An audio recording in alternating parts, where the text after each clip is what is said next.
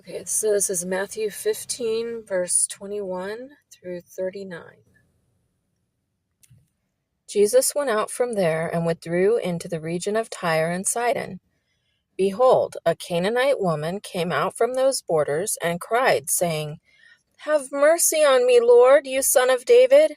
My daughter is severely possessed by a demon." But he answered her not a word.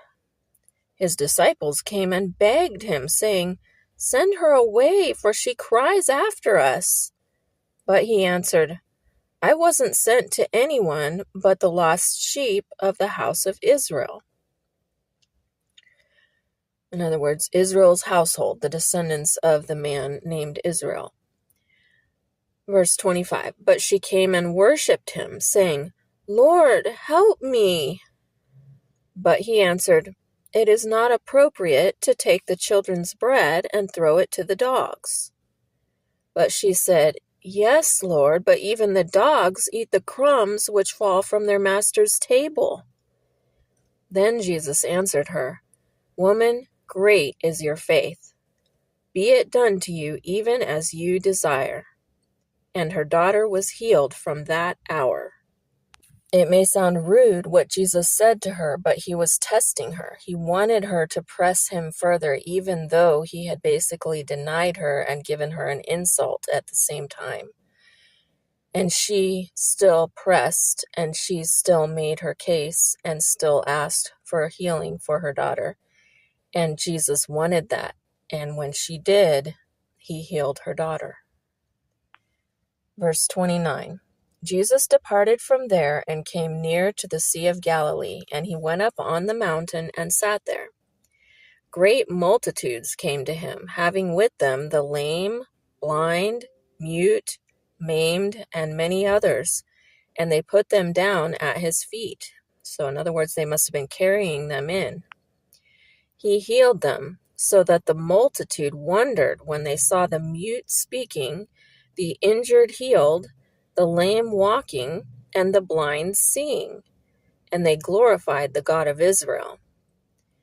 Jesus summoned his disciples and said, "I have compassion on the multitude, because they have continued with me now 3 days and have nothing to eat. I don't want to send them away fasting, or they might faint on the way." The disciples said to him, "Where could we get so many loaves in a deserted place as to satisfy so great a multitude?" Jesus said to them, "How many loaves do you have?" They said, 7, and a few small fish. He commanded the multitude to sit down on the ground. And he took the 7 loaves and the fish. He gave thanks and broke them, and gave to the disciples, and the disciples to the multitudes. They all ate and were filled. They took up 7 baskets full of the broken pieces that were left over. Those who ate were 4,000 men, in addition to women and children.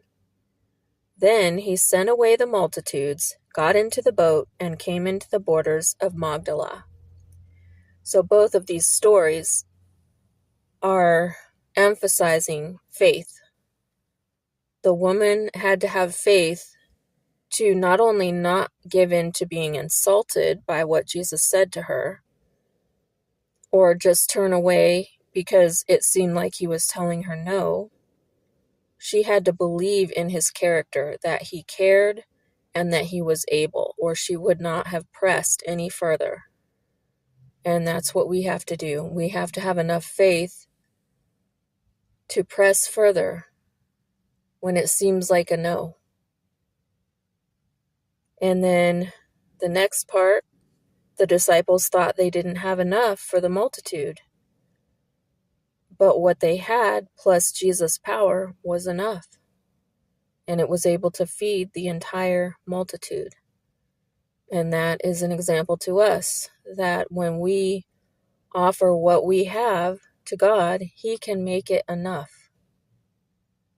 But we have to have the faith to do that.